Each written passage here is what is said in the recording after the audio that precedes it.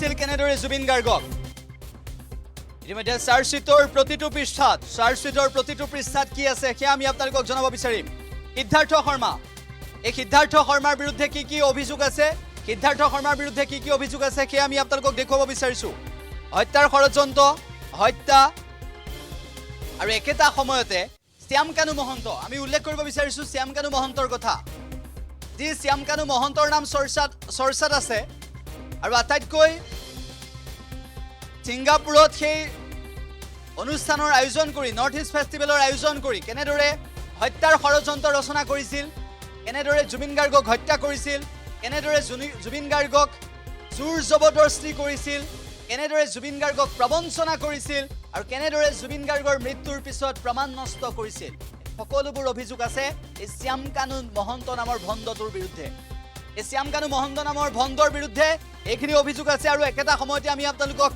দেখুৱাব বিচাৰিছো শেখৰ জ্যোতি গোস্বামী হত্যাৰ ষড়যন্ত্ৰ কৰিছিল শেখৰ জ্যোতি গোস্বামীয়ে এই হত্যাকাণ্ডত জড়িত শেখৰ জ্যোতি গোস্বামী আৰু একেটা সময়তে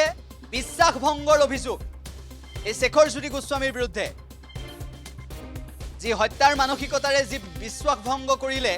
শেখৰ জ্যোতি গোস্বামী আৰু সিদ্ধাৰ্থ শৰ্মা তেওঁলোকৰ নাম আটাইতকৈ বেছি চৰ্চাত আছে অমৃতপ্ৰভা মহন্ত এইগৰাকী অমৃতপ্ৰভা মহন্ত যিগৰাকী অমৃতপ্ৰভা মহন্তই হত্যাৰ গোচৰত অভিযুক্ত হত্যাৰ ষড়যন্ত্ৰ ৰচনা কৰিছিল আৰু প্ৰমাণ নষ্ট কৰিছিল জুবিন গাৰ্গৰ মৃত্যুৰ পিছত প্ৰমাণ নষ্ট কৰিছিল অমৃতপ্ৰভা মহন্তই প্ৰমাণ নষ্ট কৰিছিল শ্যাম কানু মহন্তই তেওঁলোকৰ বিৰুদ্ধে এই অভিযোগখিনি আহি পৰিছে আৰু তাৎপৰ্যপূৰ্ণ বিষয় হৈছে যে এই ঘটনাৰ পিছত জুবিন গাৰ্গৰ মৃত্যুৰ পৰৱৰ্তী সময়ত অসমৰ প্ৰতিগৰাকী লোকে এটাই দাবী কৰিছে যে দোষী উপযুক্ত শাস্তি পাব লাগিব সিদ্ধাৰ্থ শৰ্মাই জুবিন গাৰ্গৰ লগত থাকি জুবিন গাৰ্গক মৃত্যুৰ মুখলৈ ঠেলি দিছিল হত্যাৰ অভিযোগত অভিযুক্ত সিদ্ধাৰ্থ শৰ্মা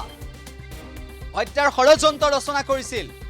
শ্যাম কানু মহন্ত এই ভণ্ডটোৰ কথা আমি কৈছো শ্যাম কানু মহন্ত নামৰ এই ভণ্ডটোৱে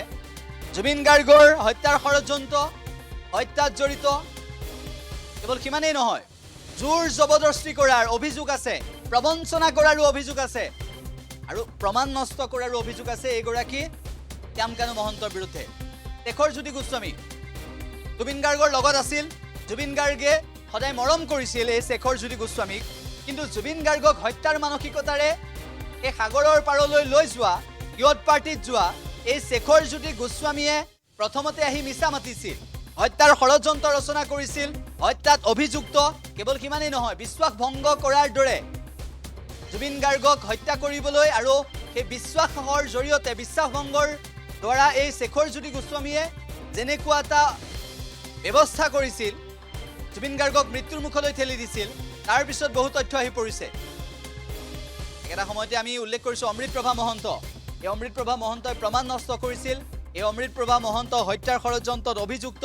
এই অমৃতপ্ৰভা মহন্তই আন বহু কাৰ্য কৰিছিল যি সকলোৱে ভাবিবলৈ বাধ্য হৈছে যে অমৃতপ্ৰভা মহন্তই কিয় ভিডিঅ' ডিলিট কৰিছিল এই ইয়ত পাৰ্টিত এই জুবিন গাৰ্গৰ মৃত্যুৰ সময়ৰ ভিডিঅ' কিয় ডিলিট কৰিছিল এইবোৰ প্ৰশ্ন আহি পৰিছে কিয় ভিডিঅ' লুকুৱাই ৰাখিছিল অমৃতপ্ৰভা মহন্তই এই সকলোবোৰ তথ্য পোহৰলৈ অহাটো বিচাৰে অসমৰ জনতাই আৰু হত্যাত অভিযুক্ত এই চাৰিওগৰাকীৰ ক্ষেত্ৰত বিশ্বাস ভংগ কৰা